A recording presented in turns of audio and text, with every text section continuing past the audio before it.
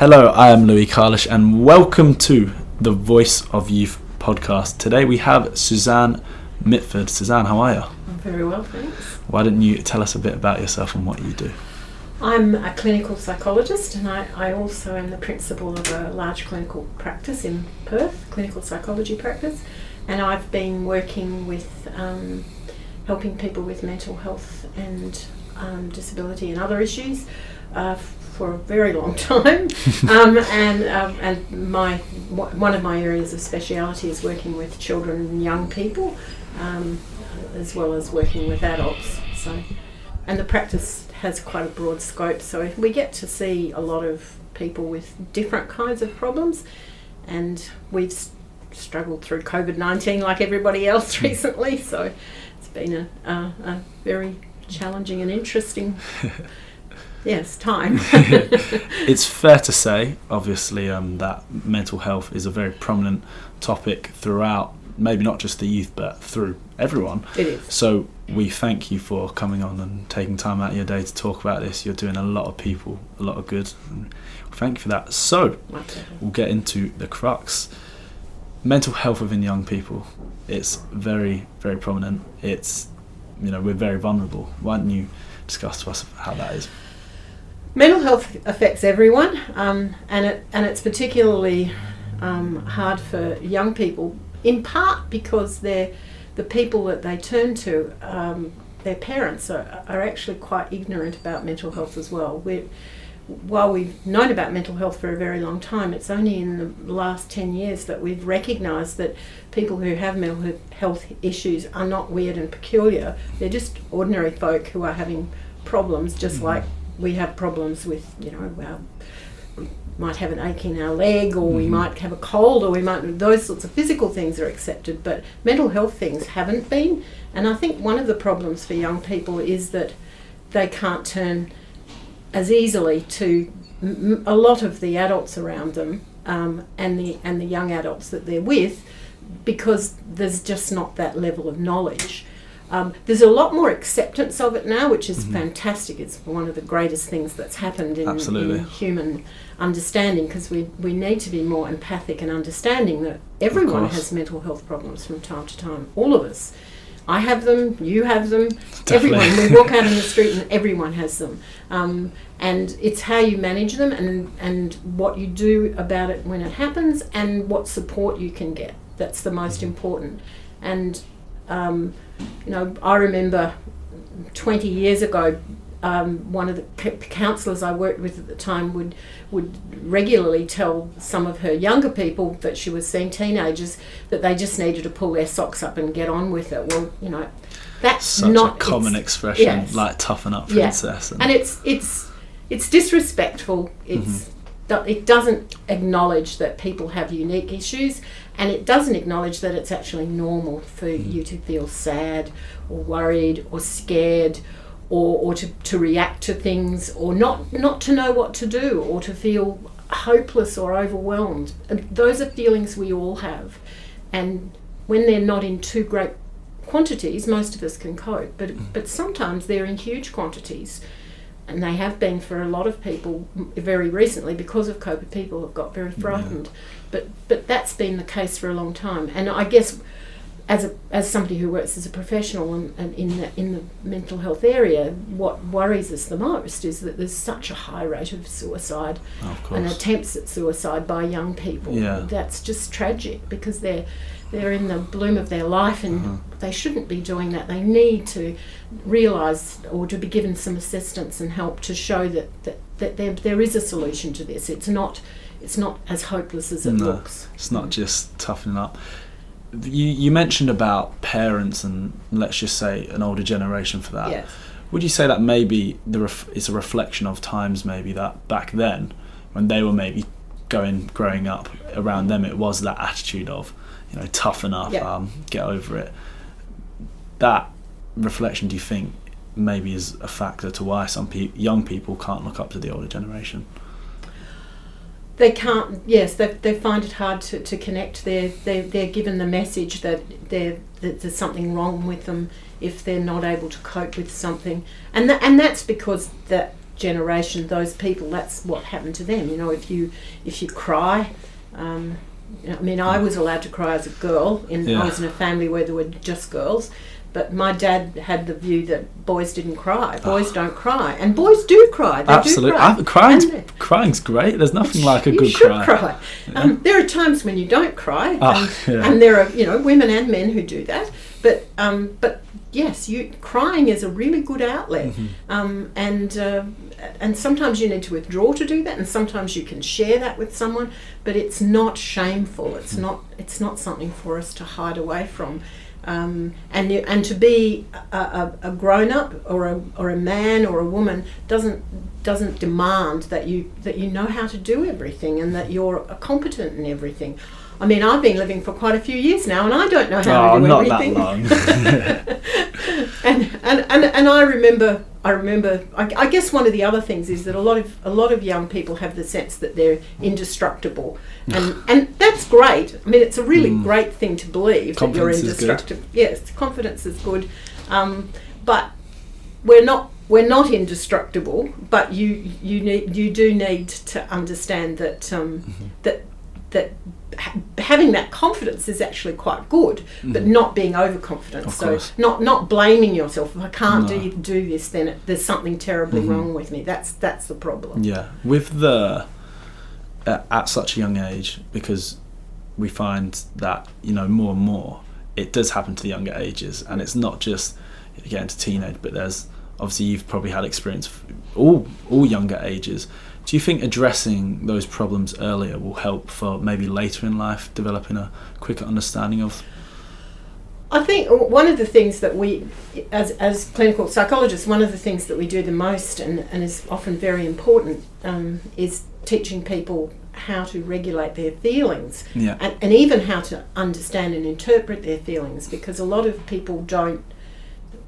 Everyone knows what happy, sad and mad is, but some of the more subtle feelings they don't necessarily understand or can't recognise in themselves or in others, and they don't know how to regulate it, and it's that lack of regulation that's a problem. So certainly if we could teach our 4, 5, 6, 7-year-olds routinely some we talk about them as tools in the toolkit, the emotional toolkit, if we could help them with understanding and having skills that enable them to be able to regulate, to know how to, when I feel like this, I have to take note of that because I need to do something about it, because otherwise I'm going to explode and that's going to cause a problem. And of course the other thing with young people is that most people totally ignore and don't take into account is hormones. Of course. We every generation the child turns into an adult via the hormones, and they create a whole lot of very strong feelings that are felt that are not really understood. So 100%. You feel happy, you feel really happy, but if you feel sad, you feel really sad, and not understanding that's actually being driven in part by the hormonal factors. Growth, and it's actually normal, but it does cause problems for people. So I think it is difficult, and we need to be more understanding. And yes, if we could give more skills to young people at an earlier age, that would be good, because when things go wrong, they could do something about it. So having those things to say, oh, I'm in this place, I could try this, or that didn't work, or I can't use that now, but I could use this, that would be good. And normalising it, not making it seem like absolutely you're only getting this because you're one of the weird kids that's really hard to manage. You're just a normal person who needs to have these skills. And certainly what the things that I see when I do therapy and my colleagues see is the transformation that takes place when you're working with someone who gets those skills and suddenly finds that they're much more in control. It's great feeling in control. We're never going to feel constantly and always in control, but having more power over that, to be able to modify where we are or to know what to do, that gives us much more confidence about being able to manage things. And we don't have to be so frightened or worried, or I have to be big and tough. I have to be a big, strong young lad and bury it away in there. Well, I myself I'll just use me as an example. From a young age, I had my fair share experience of these new emotions, certain mental health issues. I faced anxiety of vomiting actually when I was grade 3, and I used to get a sore stomach, for example, and I would automatically think, I'm going to be sick now, get more worried, my stomach would get sore and sore, and it would turn into that. So we'll get into anxiety actually now. It's one of the big ones, isn't it, at at young ages. Just talk about how anxiety is brought on and what actually anxiety is. Anxiety is when you start to worry about something and you're concerned about it. You could feel frightened, you could feel nervous. There's a range of different feelings that we ascribe to it, but the feeling we have is that we often feel. So there are a number of bodily feelings we have. Vomiting is probably an extreme one, but most people will feel sort of trembly, or they may have a tightness in their stomach, or they might get a headache, and they don't know what to do, and then they start to worry. So there's two things that are happening there. There's the raising of the feeling starting to come up, rising up in the person.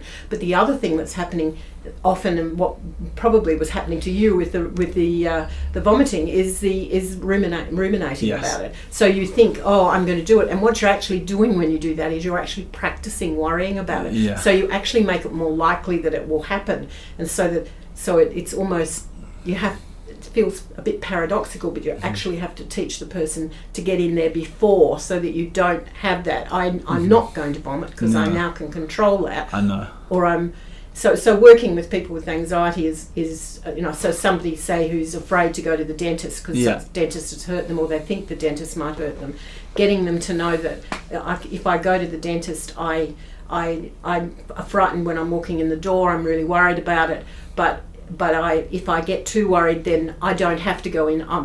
I can say I can't go in, so I can bail out, or I can do these breathing exercises, or I can start saying some thoughts, or I can do some mindfulness, or some of those sorts of strategies that actually help you to control it, because it's bringing down that arousal.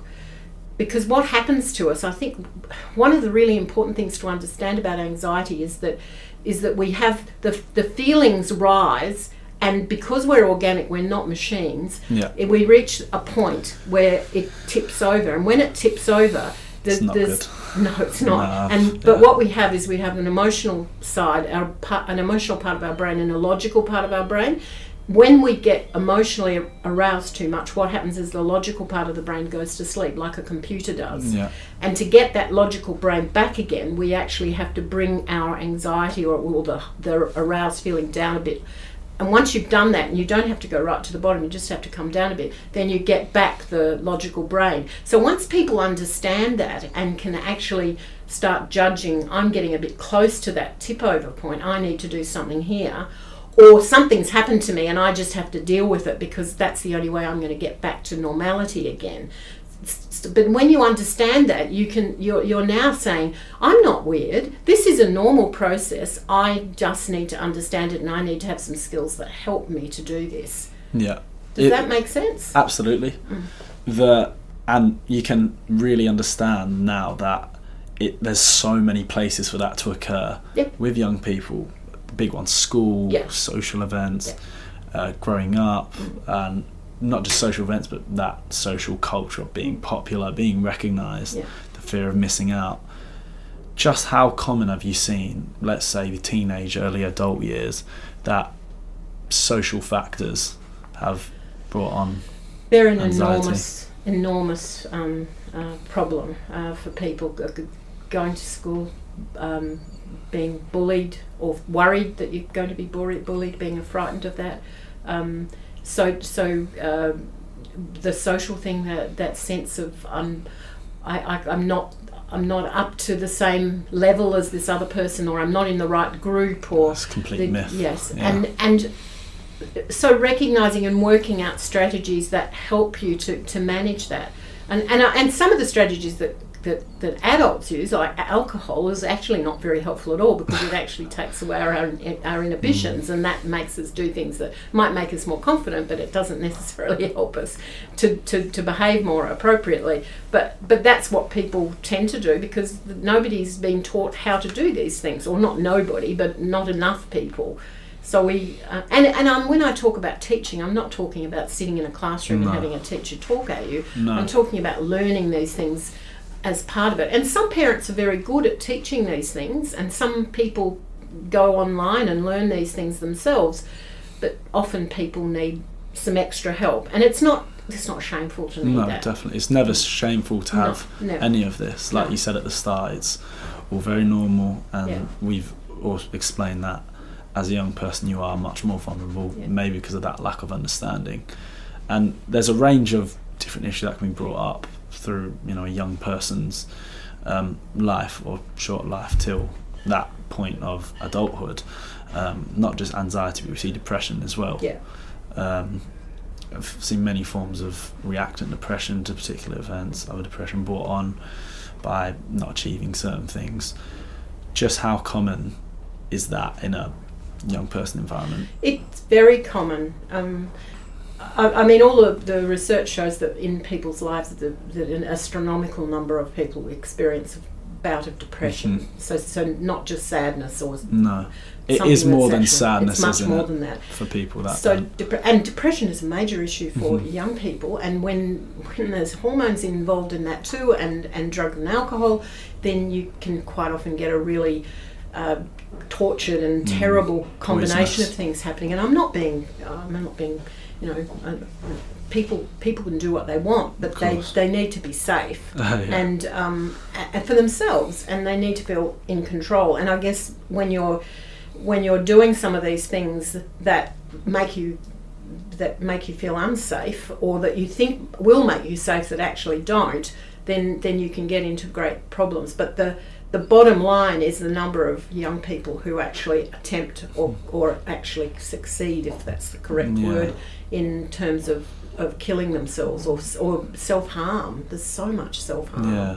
And when you scratch the surface and talk to people, it's as a therapist, it's wonderful when you can help someone and they get and the really great thing to do is to have them have the ideas themselves. So you give them the structure, and then they have kind the of ideas. Lead them to think for themselves. Yes, because that's what you need to do as an adult human being. That's in many other areas, not just mental health as well. And depression and anxiety are really normal things, and they're quite functional. I mean, it's normal for us to be depressed and sad when people we love are gone, or when something terrible happens. You're in a war zone, or something terribly dangerous happens around you. And anxiety is quite functional. I mean, if we go back to the days of dinosaurs, then knowing the sound of a saber-toothed tiger and being frightened of it is really, really very, very functional. But these days we don't have those things. I mean, there's that kind of alert system that's actually still part of the biology of us is actually not functional. No. So sometimes things happen that are actually to do with the sort of the older parts of our brain that actually drive some of these things. And that's why understanding how your brain and your body works really does help people to make better decisions. It's fair to say it's fair to say that it's okay not to be okay. It really is. It comes into passion, because I'm sure a lot of the pressures is, like you said, having these new feelings and maybe panicking almost. Having them. Yeah, and panic's a horrible feeling. Oh, absolutely. It really is horrible. Had it before. Yeah, it's terrible, and people often think they're dying when it's happening, or they're in such a bad place nothing can ever make it better for them, and that's not true either. And for a lot of people that maybe are experiencing these feelings that are not sure, just how important, or not how important, or how to say this in a nice way, how big of an encouragement is it to speak up or speak to someone close?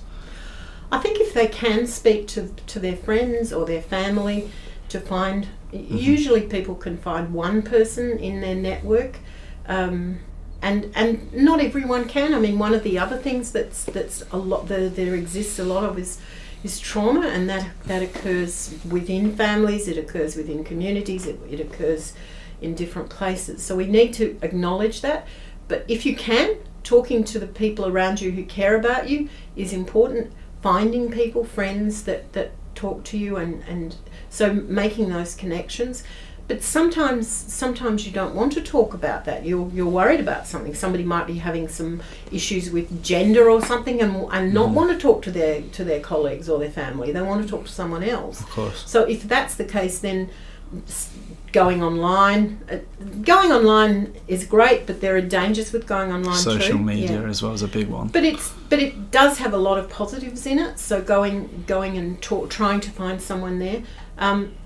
Trying to connect. Being connected is really important. So a lot of people cope by just withdrawing, and that doesn't help, because then you're on your own and you don't have that other perspective to help you. And we often need that other perspective. And if you haven't had that modelled at home, so your parents get angry and don't show you how they resolve it, then you don't learn, because that's where most of us learn how to negotiate and work in groups and be able to understand other people. But if you don't have that, or if you're cut off from it for some reason, then that makes it hard too. Or if you feel different and disconnected, there's all those things. So it's trying to work out what to do, and sometimes the only possibility for some people is to go on to helplines or something like that, where someone will listen to them and talk to them and hopefully direct them to something that will be more beneficial for them. Not very young people, but young people who don't have any financial security or independence can't purchase a lot of stuff. So they can't, they need parents or other adults to help them with that. Obviously, when you reach the stage where you're financially independent, you've got more power to do things. But that is a problem, and I think that's why it's so important that there are those kinds of helplines that are anonymous if you want them to be, and that will help you and talk to you about things. You've actually led us to our next point. We are going to talk about resources, how it can help. And also specifically for people that maybe can't speak to someone close to them or in their network, there's outlets, like you say, there's also telephone, there's other things online. What would you personally recommend for someone that maybe is going through a difficult time and needs someone to access? I guess it depends on the nature of the problem. If they feel different, or if they're scared, then there's helplines are very good, because they're broad and you can talk to someone and you can disconnect from them if you want to. Yeah. So you're not bound in there. They don't know who you are. So you've still retained some power, and I think it's important for people to feel like I can choose what I'm doing here. So going in, but being open to some of the suggestions perhaps that are made, and trying to find things. So helplines, going online. It's best if you're wanting to know information about a specific thing that you're worried about.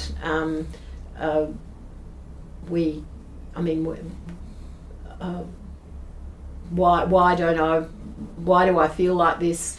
It's often around gender, it's often about identity, it's often about prejudice that people face for various reasons. So going online, being careful about it, but going online and seeing what you can see, but trying to get an independent person that can help you. But the starting point's usually going to be something like a helpline, or an adult that you feel, or even a not a colleague, a peer that you feel has connections and may be able to connect you to other things. But certainly, like teachers or people who are in university and other places like that, there's different kinds of counselling services there. Yeah. And look, everybody doesn't need counselling, but it is a useful tool for people when they really feel stuck. And it doesn't have to be something that's earth-shattering. No. If you're having problems with it, then getting some help with it's important. And having that recognition that I deserve to be treated with respect and for after. someone to understand why this is causing me so many problems, not to treat me like I'm a silly person because I'm a little kid and what are you doing this for? You're just being stupid. That's not helpful. Yeah, from my personal experience with counselling therapy, it's just good knowing somewhere that you can go and just talk and they'll listen. They might suggest something to you on the side, but they're just there to tell you that it's all right. For example, I'm big into my football. Some sessions he would know that I wasn't up to it and wasn't feeling, and he would take my mind off it and talk about football, or he would identify something that I would like, and just knowing that there's someone there is such a good asset about counselling and therapy. With a lot of young people's financial situations, for some maybe that can't access as much. Headspace, very good one. Headspace is free. We'll get into some resources after this, but there's some people don't know about, there's certain private insurances, Medicare, that I think you get 4 sessions, is it? Medicare, if you go to your GP, you can get 10 sessions in a calendar year to see certain categories of people who do counselling. And yes, if you're considered a mature minor, because there's all those sorts of things too. So 16 plus, you can do those things without your parents knowing about it, and some people don't. Hopefully most people do have their parents' support, but there are people who don't, and it's pointless to pretend that they do. So we have to be practical about that, and that's why sometimes you have to go outside. Definitely. And back to the resources now as well for like Headspace, helpline. You just go and chat. Go to Headspace, you just rock up. Brilliant. And they're online and it's free, and it goes from 12 to 24, I think, 22, 24, something like that. Yeah. And they do counselling, but they also have groups. They do a whole range of things. That it's a great resource for young people. Fantastic. It'd be great for everybody, but it's great, and we all like it very much because it exists and it's approachable, and your parents don't have very to accessible as well. Talking about help and resources, we'll go talk about that now within the schooling. What are your thoughts on the schooling system? Because from my experiences, there's some stuff, there might be the odd assembly, but do you think there can be more? Most schools these days, well, they have a school site, but the school site doesn't usually do a lot of counselling. Some schools have chaplains, some schools have a counsellor. Depends on the resources of that school. Usually, young people tend to go to the teacher they like, and that's okay. But it's difficult to make a broad statement because each person's situation is unique, and some people don't trust anyone in authority either. That's because of their life experience, and they just don't trust people in authority, and that's a problem because you need to talk to people who can connect you. So it's not about you being wrong. It's just about how do we get these two pieces together so that you can get your assistance. So if you can talk to someone at the school, some people can talk to a vice principal or a principal or a school. What I find is most kids talk to either the school psych or the counsellor or to a specific teacher that they like, or even an aide they might talk to. Just somebody that feels comfortable that they can talk to. Some people even talk to the gardener, and that's okay too. No. Just having someone there. Having someone that will actually provide that link to something else is what's important. Brilliant. And with schooling, a lot of young minds, particularly males, do you think that there's maybe a pride or a stigma about, I don't need to talk to anyone, I'll be okay? I think people will see my vulnerability as very important to young men.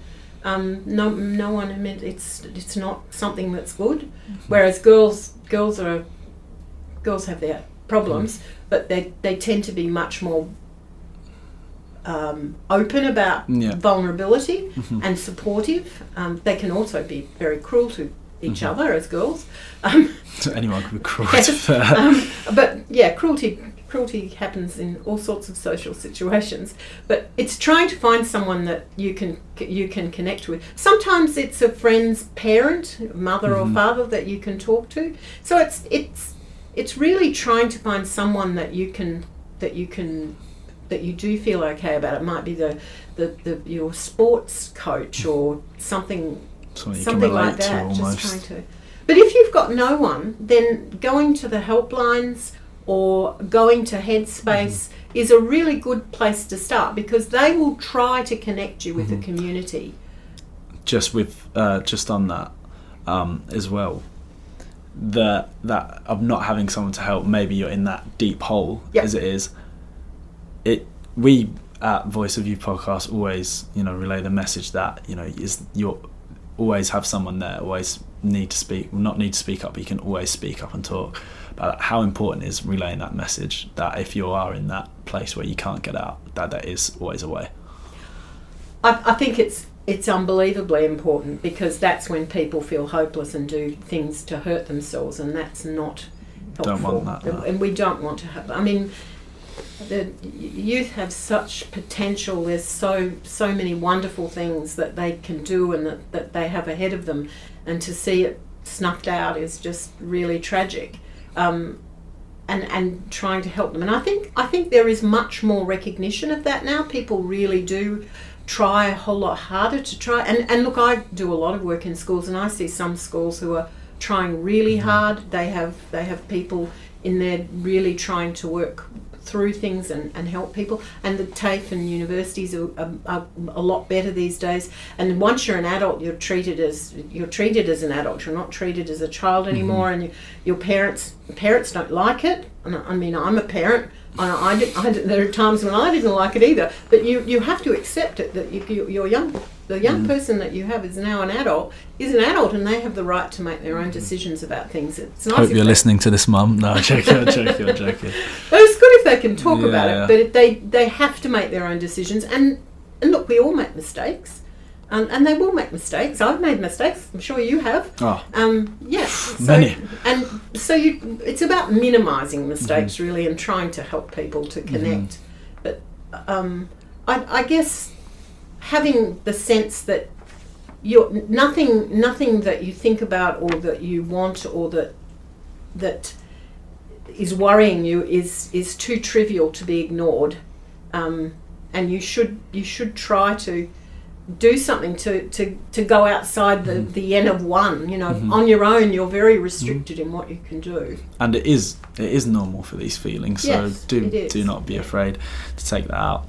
So we're close to finishing up. You've been absolutely incredible, but before we go, we'd just like to reiterate the places that you can go to. Headspace, Beyond Blue's a good one. Beyond Blue, there's Lifeline, Black Dog Institute, Kids Helpline.